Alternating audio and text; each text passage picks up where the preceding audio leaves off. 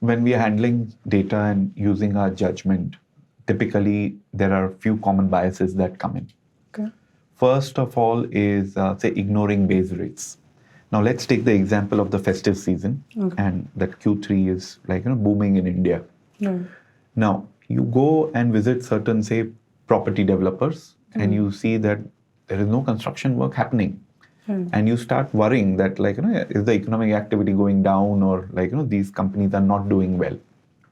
Now, typically, during, say, Diwali or such festivals, there may be certain workers which actually migrate back to their villages to be with their families or so, sometimes. Right. So that seasonality needs to be factored in when you are analyzing the new inputs or new data that has come in. So many times people ignore that base rate. Okay. Many sectors, like for example, cement has a certain seasonality or a dip during monsoons. Right.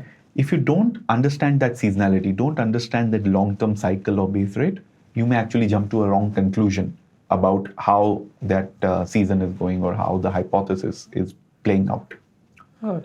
The second part is when we are collecting data, the information which we get firsthand, we tend to give it more weight than what we read about or from a secondary source. Right. I personally visited a shop. I personally visited a certain, say, car dealership. I personally visited a certain company, and I got this input. Now, those become treasures for us to guard rather than hypothesis to be tested. Then whatever secondary data comes, we tend to argue against it. Cognitive dissonance sets in and all that. So we need to be careful of that.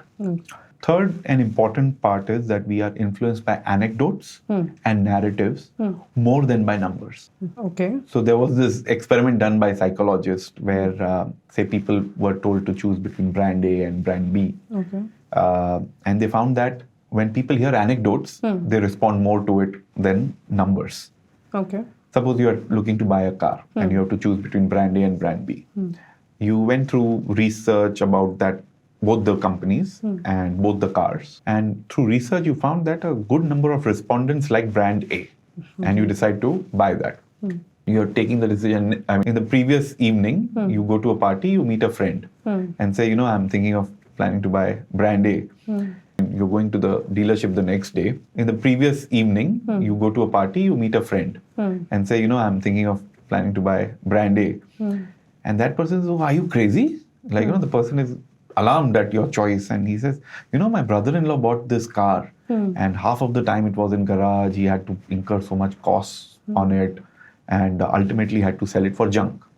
Now, suddenly that opinion starts weighing on your decision more. Ideally, what people should be doing is that there are so many customers who are happy about this brand. You came across one of them who was unhappy about it.